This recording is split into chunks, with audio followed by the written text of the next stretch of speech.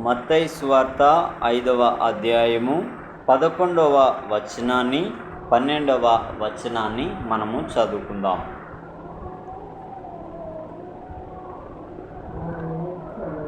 నా నిమిత్తము జనులు మిమ్మును నిందించి హింసించి మీ మీద అబద్ధముగా చెడ్డ మాటలెల్లా పలుకున్నప్పుడు మీరు ధన్యులు, సంతోషించి ఆనందించుడి, పరలోకమందు మీ ఫలము అధికమగును.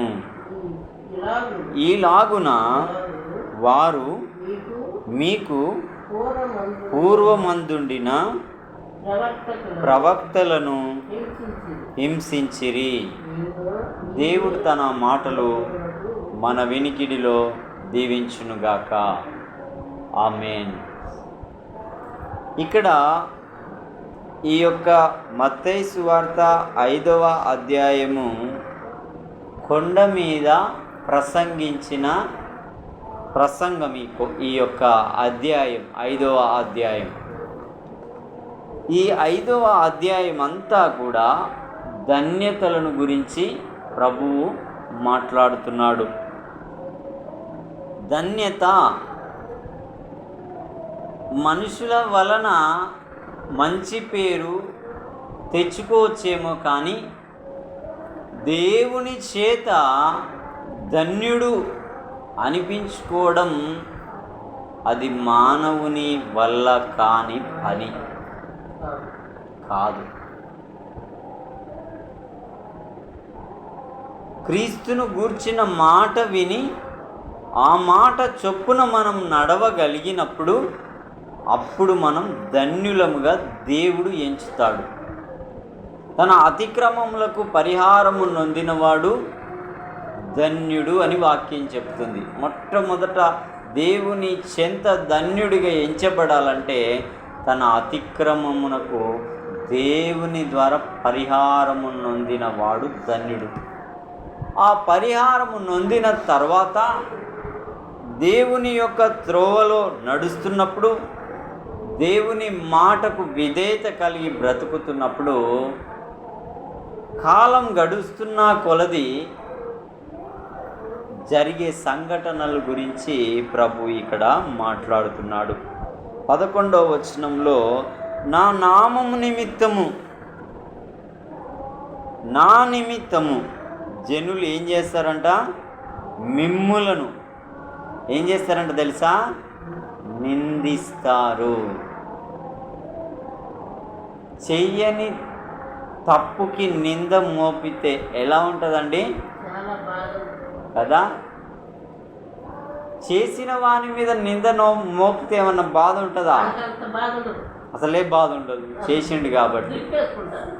కానీ చెయ్యని వాడు గతంలో తాగాడు, కానీ ఇప్పుడు దేవునికి లోబడి బ్రతుకుతున్నాడు. కానీ అతని మీద నీ భర్త పలానా దగ్గర తాగాడు అని లేనిది అతని మీద భార్యకి చెప్పినప్పుడు, ఆ భర్త ఇంటికి వచ్చినప్పుడు ఇంట్లో పరిస్థితి ఎలా ఉంటుందండి? చెయ్యని ఏదైనా ఒకటి చేశాడని చెప్పినప్పుడు అబద్ధానికి బలం ఎక్కువ, నిజానికి అసలు బలం కాదు కదా, దాన్ని ఎవడు నమ్మడు. ప్రభువే సత్యం. ఆ సత్యమైన వాని మీదనే లోకం పాపంతో నింపబడిన ప్రతి జనం నిందించింది. ఈయన దయ్యం పట్టినవాడు అన్నారు, ఈయన పాపుల స్నేహితుడు అన్నాడు. ఇంకా అనేక మాటలు ఆయన మీద నిందలు మోపిన సందర్భాలు. ఈయన దేవాలయం కూలగొట్టి 3 రోజులని కడతా అన్నాడు. ఈయన అబద్ధమును ప్రచారం చేస్తున్నాడు. ఈయన కైసరుని దేవుడు కాదు, నేనే దేవుణ్ణి కుమారుడను, నేనే దేవుణ్ణి అన్నట్టుగా చెప్పుకుంటున్నాడు అని లేనివి ఎన్నో మోపిన వారిగా ప్రభువు మీద మోపినప్పుడు తన మార్గంలో నడుస్తున్న వాళ్ళ మీద కూడా నింద మోపడం అనేది ఖాయం. అందుకే దేవుడు ఏమంటున్నాడంటే, నా నిమిత్తము ఏం చేస్తారంట జనులు, ఒక్కరిద్దరు కాదు, జనులు అంటే ఎందరండి? చాలామంది నిందలు పెడతారు. ఇంకేం చేస్తారు తెలుసా? హింసిస్తారు. చూడండి, ఇక్కడ మన రాష్ట్రం కాదు, వేరే రాష్ట్రంలో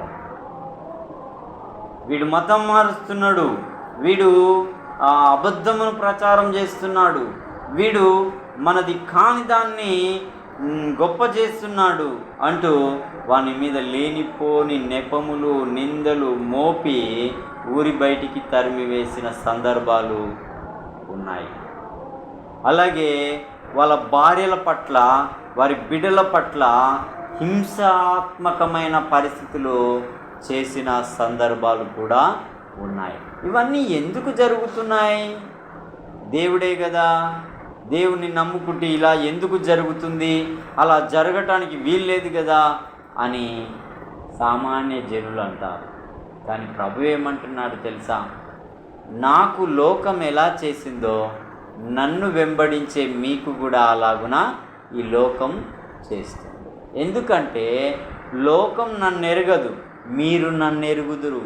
లోకం నా మాట వినదు, మీరు నా మాట విందురు. మీరు నా మాట విన్నందుకే లోకానికి మీరేమవుతున్నారు అంటే వాళ్ళకి ఇప్పుడు చూడు, తాగుబోతోడున్నాడు, రారా తాగుదామని తాగను అని పిలిస్తే ఎట్లుంటుంది? నేనేమో తాగిట్లదవుతున్నా, వాడేమో తాగట్లేదు, ఇది ఎట్లా కుదురుతుంది అని వాని మీద కొంచెం ఒకలాంటి పరిస్థితి కలిగి ఉంటాడు కదా. అరే పోనీలే మంచిగా ఉంటుండగా ఉండని అనుకుంటారా? నిజమైన దేవుణ్ణి ఎరిగి ఆ దేవుని త్రోవలో నడుస్తున్నప్పుడు దేవునికి లోకమందు ఎలాంటి నింద, హింస, అవమానం, అన్యాయం జరిగిందో నేడు తన బిడ్డలుగా బ్రతికే వారికి కూడా అలాంటివి సంభవిస్తాయి. సంభవించినప్పుడు ఏం చేయమంటున్నాడు అనేది మనం చూస్తే, ఒకటి నిందను చూసాం, హింసను చూసాం, మీ మీద అబద్ధాలు కూడా కల్పించి చెప్తారు. నువ్వు అనలేదు కానీ ఆమె అన్నది, వింటున్నావా? నువ్వు అనలే కానీ అన్నది, నువ్వు చూడలే కానీ నువ్వే చూసినావు, నువ్వు చేయలే, లేదు ఆమె చేయంగా నేను చూసిన. ఇక్కడ అబద్ధముగా ఏం చేస్తారంట తెలుసా? చెడ్డ మాట పలుకుతారంట. ఓ పెద్ద నీతిమంతురాలమ్మా ఈమె, ఓ వచ్చింది, ఇక వెళ్ళింది, ఇది భక్తి పర్రాలు, ఈమె గురించి తెలియదా, ఈమె భాగవతం తెలియదా, ఈమె పని తెలియదా, ఈయన విధానం తెలియదా, ఇవన్నీ అంటున్నప్పుడు మనలో ఉప్పు కారం తింటున్నాం కాబట్టి రోషం అనేది, పౌరుషం అనేది పుట్టుకొని వస్తుంది. అయితే మన ప్రభు అంటున్నాడు, నాకు కలిగినవి మీకు కలుగుతావి. కాబట్టి అలాగూ జనులు మీ మీద మాట్లాడినప్పుడు, అలాగూ జనులు పలికినప్పుడు మీరు ధన్యులు. దేవుడు చెప్తున్న మాట. వాళ్ళు నిందించని, హింసించని, అబద్ధంగా చెడ్డ మాటలెల్లా పలకని, అప్పుడే మీరు ధన్యులు. అప్పుడే మీరు ధన్యులు. ఎందుకో తెలుసా? ఇప్పుడు ప్రభువుని నీతిమంతుడే పరిశుద్ధ కార్యాలు చేస్తున్నాడు, గుడ్డి వాళ్ళకు కన్నులు ఇస్తున్నాడు, చనిపోయిన వారిని లేపుతున్నాడు, కుష్ఠరోగులకు బాగు చేస్తున్నాడు, మేలుడు ఉపకారాలు చేస్తున్నాడు, అనేకులకు ఆకలి లేకపోతే అన్నం రొట్టెలను 5,000 మందికి పంచుతున్నాడు, ఆ యొక్క చేపలను పంచుతున్నాడు. ఎక్కడ చూడ ఆయన మేలే చేస్తున్నాడు.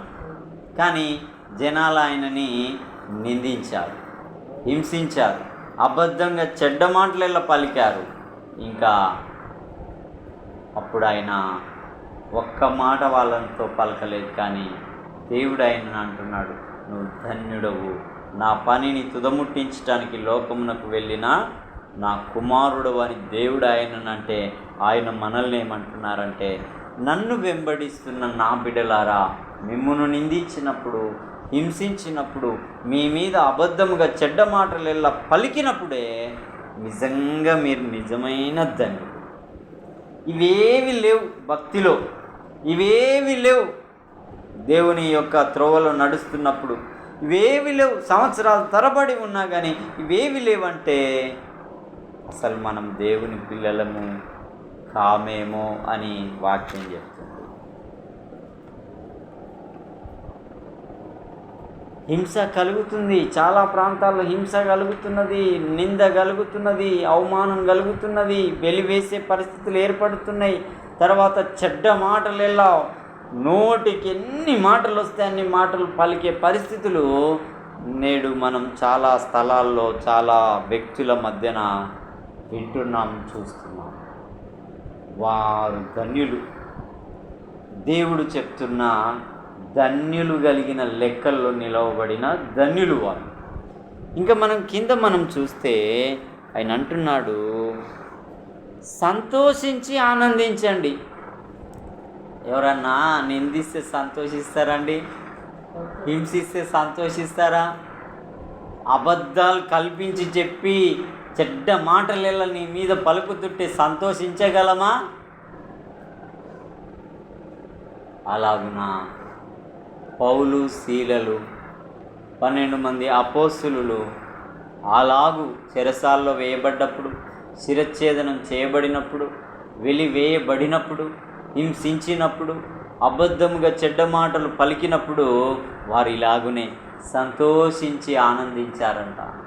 ఎందుకంటే నా ప్రభువునే ఇలాగున వీరు చేశారు, ఆఫ్టర్ ఆల్ నేనెంత, నాకెందుకు చేయరు? నా ప్రభువే చెప్పాడు, నాకు చేసిన వారు మీకు కూడా చేస్తారు. అయితే అప్పుడు మీరు ఆనందించండి, అప్పుడు మీరు సంతోషించండి. అలాగూ చేస్తే పరలోకమందు మీ ఫలమంట 2 అవుతుందంట.